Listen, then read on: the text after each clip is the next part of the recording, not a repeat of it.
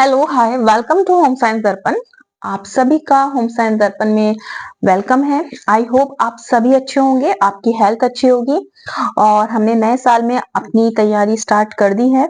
जिन लोगों ने अभी तक नहीं की है वो अपनी जो स्टडी है वो स्टार्ट कर दें। तो हम कर रही हैं क्लास 10 की बुक कवर और हमारा जो चैप्टर है मानव अस्थि संस्थान तथा संधियां, और इसकी दो हमने पार्ट्स कर लिए हैं। तो जिन लोगों ने नहीं देखा है वो प्लेलिस्ट में जाकर के देख सकते हैं। और मैं आपको बता दूं कि मैंने आपके साथ कुछ इंपॉर्टेंट बुक्स जो कि हमारी स्टडी में हेल्प करेगी और हमें कहाँ से किस तरह से तैयारी करनी है वो हमारा कॉन्सेप्ट को क्लियर करेगी। तो जिन लोगों ने नहीं देखा है वो जाकर के वो वीडियो देख सकते हैं, आपको काफी हेल्प मिलेगी। और thank you so much support के लिए। मेरे पास काफी सारे कमेंट आए हैं और मैं कोशिश करती हूँ कि रिप्लाई कर दूं और मैं उन क्वेश्चंस को आगे अपनी वीडियोस में भी लूंगी ताकि उसका मैं आंसर कर पाऊं। ठीक है, तो आज हम जो करेंगे वो करेंगे स्कंद मेखला। इससे पहले हमने जो करा है वो करा है इंट्रो के बाद खोपड़ी की अस्थियां करी हैं हमने। उसके बाद में थोड़ा हमने वक्ष यानी कि चेस्ट सिस्टम लिया है, उसके बाद स्पाइनल कॉर्ड लिया है और मैंने आपको जो पिक्चर्स हैं उसके माध्यम से समझाने की कोशिश की है कि आप पढ़ते जाएं और साथ साथ पिक्चर्स के माध्यम से अपने माइंड में उस चीज को अंडरस्टैंड कर पाए, उस चीज का एक जो इमेज है वो क्रिएट कर लें। ठीक है, और एनाटॉमी हमारे टीजीटी के पॉइंट ऑफ व्यू से पीजीटी में इसका पोर्शन काफी बड़ा आता है। देखा जाए तो 70%, 60 से 70% पीजीटी में हमारा एनाटॉमी का पोर्शन आता है। तो हमें अगर जो अपना स्टडी है अगर हम वो यहाँ से करेंगे, इस लेवल से करेंगे, 9th और 10th की बुक से हम एनाटॉमी कवर करना शुरू करेंगे तो आगे हम और भी बुक्स को अंडरस्टैंड कर पाएंगे। तो चलिए शुरुआत करते हैं स्कंद मेखला। तो ये कहाँ पर है? सबसे पहले तो शरीर के ऊपरी जो ढांचा है धड़ यानी कि धड़ यानी ठीक है के साथ अस्थियों के एक घेरे की सहायता से जुड़ा होता है। किसके? एक घेरे की सहायता से। इस घेरे को स्कंद मेखला या फिर हम इस घेरे को स्कंद मेखला शोल्डर गर्डल भी कहते हैं। इस घेरे के सामने का भाग जो कॉलर बोन्स होती हैं तथा पीछे का भाग शोल्डर ब्लेड्स कहलाता है। जत्रोकस्थियां यानी कि कॉलर बोन्स, ये दो लंबी व पतली अस्थियां हैं। कैसी हैं? सबसे पहले तो ये दो हैं और पतली हैं जो जोरस्थी के दोनों ओर उपास्थि द्वारा जुड़ी हुई है और दोनों ओर के कंधों तक जाती है। ये मेरुदंड से नहीं जुड़ती अपितु पशुकस्थि कर सपाट तथा ढीली रहती है और स्वतंत्रता पूर्वक इधर उधर घूमती रहती है। जो हमारी कॉलर बोन्स है वहां की अस्थियों के सामने ही पतली होती हैं। ये बहुत कुछ अंग्रेजी अक्षर एफ, जो एफ फॉर फिश होता है, उसके आकार की हमें दिखती हैं और जो हम इसको इजीली अपने मूव कर सकते हैं। तो स्कंदस्थि या अंशफलक, ठीक है, ये दो चपटी चौड़ी और तिकोनी है। देखिए ये दिखा दे रखा है इन्होंने, ये ट्रायंगल बना रही है। देखिए जो पीठ की ओर मेरुदंड के दोनों ओर स्थित है। ये दोनों साइड है, लेफ्ट भी है और राइट भी है। ठीक है, उसके बाद क्या है, बीच में से कुछ उभरी सी होने के कारण प्रत्येक दो भाग में विभक्त होती है। ऊपरी भाग छोटा तथा निचला भाग जो है वो थोड़ा बड़ा होता है। बड़े भाग के बाहरी सिरे के दो बड़े गड्ढे बने होते हैं जिसे हम ग्लेनोइड कैविटी कहते हैं। इन्हीं गुहा में दोनों बाहें जो होती हैं, जो हमारे बाहों की हड्डियों के ऊपरी गोल भाग फंसे हुए होते हैं, जो हमारे शोल्डर हैं। ठीक है, उसके बाद में आ जाता है शेड़ी मेखला या कूल्हे की अस्थि या नितंब अस्थि, पेल्विक ग्लैडल। तो ये एक प्याली की तरह दिखने वाली अस्थि है। इसके दो भागों में इसको जो हम दो भागों में बांटते हैं, दोनों भाग पूर्ण रूप से फ्यूज हो जाने से बनी है। परंतु छोटी आयु में क्या होता है, ये भाग जो है अलग अलग होता है। इसके प्रत्येक भाग को अनाम यानी कि इनोमिनेट कहते हैं, जो कि 3 अस्थियों से मिलकर बना है। तो इनोमिनेट कितने अस्थियों से मिलकर बना है, ये क्वेश्चन बिल्कुल फ्रेम हो सकता है FIQ में, तो इसको आप बिल्कुल नोट कर लें। पहली श्रेणी मेखला में पीठ की हड्डी होती है, दूसरे में इलियम, ठीक है, दूसरी के सामने की ओर स्थित होती है, दूसरी सामने की ओर स्थित होती है, जिससे भंगस्थि या जंगस्थि यानी कि प्यूबिस कहते हैं। ये सभी चीज ना मैं आपको इमेजेस के माध्यम से क्लियर कर दूंगी। इसके बाद आ जाता है,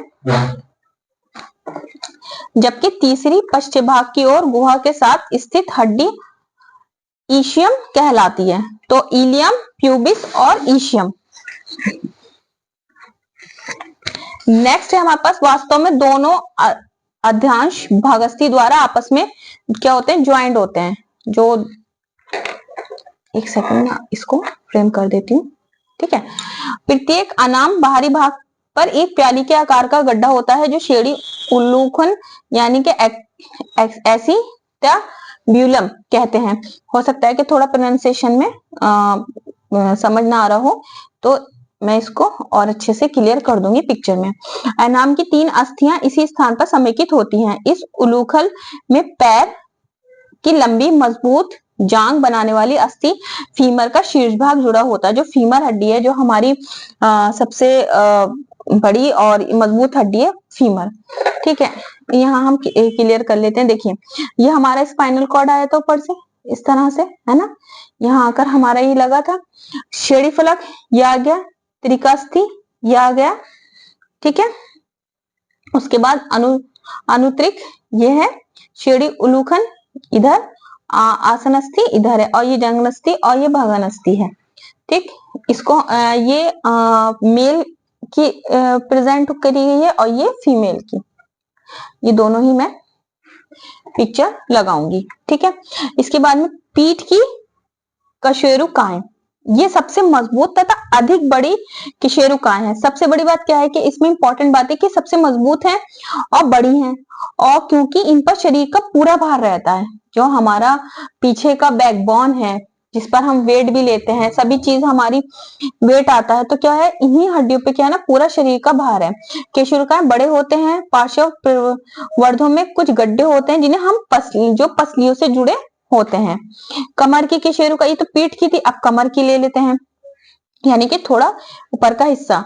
इसके केशरुकाएं सबसे बड़े होते हैं, पार्श्व प्रवर्ध अधिक लंबे होते हैं, कंटक अधिक मोटे होते हैं। अब आ जाते हैं हम नितंबस्थियां। त्रिकस्थि जो हमारा ये थी, ठीक है, कि दोनों ओर अत्यंत दृढ़ और कुछ विरूप टेढ़े मेढ़े यानी कि मजबूत और टेढ़े मेढ़े नितंबस्थियां हैं। इनका जो भाग सामने आकर परस्पर जुड़ता है वो प्यूबिस कहलाते हैं। देखिए, प्यूबिस हमने अभी डिस्कस किया, उसके बाद हमने प्यूबिस, इलियम और हमने ईशियम को हमने डिस्कस किया था, ठीक है। तो प्यूबिस होता है जिस भाग पर बैठने का आसन बनता है, जो हम सिट करते हैं, जो हमारा सिटिंग पोस्चर है, उसके बारे में बताया गया है, उसे ईशियम कहते हैं। और शेष भाग जो है वो इलियम है। इसकी आकृति मेहराब से मिलती है। ये अत्यंत सशक्त और भारी होता है तथा शरीर के भार संभालने के लिए नितांत उपयुक्त होती है। प्रत्येक श्रेणी फलक की बाहरी भाग में प्याले के आकार का एक गड्ढा होता है, जो कि एकिटेबुलम कहलाता है, जिसे उलूखन कहते हैं। इसी गड्ढे में जांग की हड्डी का गोल सिरा जो है वो घुसा रहता है। मतलब जो हमारा चलने का मूवमेंट है वो यहाँ उस चीज की बात की गई है। इस गुहा का आकार एक बिना पेंदे तसले जैसा होता है। अपने आकार के कारण ये गुहा कहलाती है। गुहा के भीतर मूत्राशय, मलाशय और गर्भाशय, क्या क्या, मूत्राशय, मलाशय और गर्भाशय, ये अंग स्थित होते हैं गुहा के अंदर, ठीक है। नेक्स्ट है शाखाएं। अस्थि पंजर के तीसरे भाग और ऊपरी व निचली शाखाओं की अस्थियों को सम्मिलित किया गया है। ऊपरी शाखाओं के अंतर्गत दोनों बाहों की अस्थियां, निचली शाखाओं के अंतर्गत दोनों टांगों की अस्थियां आती हैं। शरीर में इन सभी शाखाओं में कुल मिलाकर 126 अस्थियां हैं। अगर शाखाओं में पूछा जाएगा तो कितनी है, 126। प्रत्येक में 32 और टांग में 31 ये इंपॉर्टेंट है, पूछ लिया जाता है। ठीक है, अब आ जाते हैं हम बाहों की अस्थियां। फिर गंडिका अस्थि, इस अस्थि की संख्या प्रत्येक हाथ में एक एक होती है। इसकी इस बोन की जो अगर हम बात करेंगे तो वो एक एक होती है। भाग की सबसे लंबी होती है, सबसे लंबी होती है। ठीक है, ये भाग बाहु ऊपरी हिस्सा बनाती है, ये कंधे से लेकर कोहनी तक, जो हमारा ऊपर शोल्डर है, मैं यहाँ बता दूं, शोल्डर से लेके और ये हमारे कोहनी तक, फिर उसके बाद ये हमारा हैंड आ गया। ठीक है, तो यहाँ तक का ये हिस्सा बनाती है। ठीक है, इस कंधे से लेकर कोहनी तक एक अस्थि है। इस अस्थि के ऊपरी गोल सिरा इस कंधे अस्थि के गड्ढे के साथ मिलकर गड्ढे गेंद गढ़ जोड़ बनाता है, जो कि हमने अभी देखा था स्कंद मेखला में। इस अस्थि के निचले सिरे में दो उभार होते हैं, जिससे अग्रबाहु की अस्थि आकर जुड़ती है, ये कोहनी का जोड़ है। इसके बाद है नेक्स्ट हमारे पास अंतःपिरकोष्ठिका, ये अग्रबाहु की अस्थि है। ये एक पतली और लंबी अस्थि है। इसका ऊपरी सिरा पिरगंडिका तथा साथ जुड़ा है। ये अस्थि छोटी उंगली कनिष्ठा की ओर होती है। मैं इसका पिक आपको लगा दूंगी। ठीक है, ये ऊपर की ओर चौड़ी और नीचे की ओर पतली होती है। कैसी? ऊपर की साइड तो ये थोड़ी चौड़ी होगी और नीचे की साइड ये कैसी होगी? पतली होगी। इस अस्थि का निचला सिरा कराई, जो कलाई है हमारी, जो कि हमारी कलाई है, ये हिस्सा है ना, इसके साथ जुड़ा होता है। देखिए यहाँ है, यहाँ इन्होंने पिक्चर के माध्यम से इसे समझाने की कोशिश की गई है। ब्रा प्रकोष्ठिका अंत प्रकोष्ठिका की भांति अग्रभाग के अस्थि है और ये अस्थि अंगूठे की ओर होती है। जो हमारा थंब है हमारा, ये यहाँ आती है। इस अस्थि का ऊपरी सिरा कम चौड़ा व निचला सिरा अधिक चौड़ा होता है। ये अस्थि ऊपर की ओर त्रिकंडिका अस्थि व नीचे की ओर कलाई अस्थि से साथ जुड़ी होती है। देखिए ये है मणिबंध, करभिका, उंगली अस्थियां और नाखून। इसकी पिक मैं आपको बाइलिंगुअल लगाऊंगी, इसके साथ ही इंग्लिश की भी लगाऊंगी, ताकि जो हमारे ये अंडरस्टैंड नहीं कर पा रहे हैं हम उससे अंडरस्टैंड कर पाएंगे। ठीक है, मणिबंध जो कि यहाँ दिखाई गई है। ठीक है, ये जो हमारा हिस्सा है इसके बारे में बात की गई है। ये अस्थियां, इस अस्थियों की संख्या कितनी होती है? 8 होती है। सबसे इंपॉर्टेंट है कि इसकी संख्या कितनी है? अस्थियों की 8 होती है। सभी अस्थियां मिलकर कलाई का भाग बनाती हैं। देखिए ये जो चीज है हमारी, मैं अपने हैंड से बताने की कोशिश कर रही हूँ। ठीक है, यह आकार में गोल व छोटी होती है। 4-4 की संख्या में 2 पंक्तियों में होती है। कलाई के मोड़ने से खिसक कर एक के ऊपर एक आ सकती है। ऊपर की ओर अस्थियां अंत प्रकोष्ठिका और बाह्य की जो ब्रा है वो प्रकोष्ठिका के रेशों एक दूसरे से बंधी होती हैं। इसी के कारण जो है इनमें लचीलापन होता है और आवश्यकता पड़ने पर जो कलाई है, जो हमारी कलाई है, उसको हम क्या कर सकते हैं? उधर उधर कर सकते हैं। देखिए अभी अगर आप अभी पढ़ते हुए देखेंगे तो हम इसको मूव कर सकते हैं। कर्मस्थियां, ये अस्थियां हथेली का भाग बनाती हैं, जो कि यह है। पहले नंबर पे हम नहीं करा, सेकंड पे है। ठीक है, इसकी संख्या 5 होती है। कितनी होती है? इसकी 5 होती है। आकार में पतली लंबी होती है। इसका सिरा मणिबंध अस्थि से जुड़ा होता है, जो कि अस्थि अंगूठे की ओर होती है। वह अन्य चारों अस्थियों की अपेक्षा अधिक गतिशील होती है। क्या? अधिक ज्यादा इसकी जो मूवमेंट है वो ज्यादा गतिशील है। इस अस्थि के कारण अंगूठा छोटी से छोटी वस्तु को पकड़ने में समर्थ होता है। एग्जाम्पल फॉर, हम ये पेन को होल्ड कर पा रहे हैं, तो हम इस पेन को तभी होल्ड करेंगे कि इस फिंगर के साथ जब हमारा थंब इसको होल्ड करेगा। ठीक है, इस तरह से होल्ड करेगा, इस तरह से होल्ड करेगा, इस तरह से करेगा, तो ये हमारा इसमें जो थंब का ना बहुत ज्यादा जो मूव कर पाता है वो इन्हीं की वजह से कर पाता है। फिर है अंगुली अस्थियां, ये छोटी छोटी अस्थियां, स्मॉल स्मॉल बोन्स हैं, अंगूठे व उंगलियों का जो निर्माण करती हैं। देखिए यहाँ ये मेंशन है, मैं आपको दिखा देती हूँ। ठीक है, और प्रत्येक उंगली में 3-3 व अंगूठे में 2 अस्थियां होती हैं। देखिए 1 2 3 1 2 3 1 2 3। ठीक है, उसके बाद थंब में 1 2। ठीक है, सभी अस्थियां आपस में मांसपेशियों के भागों में एक दूसरे से जुड़ी होती हैं। आरंभ में प्रत्येक अस्थि करम अस्थि के साथ ही जुड़ी होती है। ठीक है, जो कि यहाँ है, जो हमारी ये चीज है। ठीक है, यहाँ पर नेक्स्ट है हमारे पास पैरों की उंगलियां, तो इसको हम नेक्स्ट में कवर करेंगे। मैं थोड़ा वीडियो को छोटा ही रख रही हूँ ताकि हम अंडरस्टैंड कर पाए और आपको कहीं और जो है एनाटॉमी के लिए परेशान ना होना पड़े। आपकी एनाटॉमी के जो कॉन्सेप्ट है वो यहीं से क्लियर हो जाए।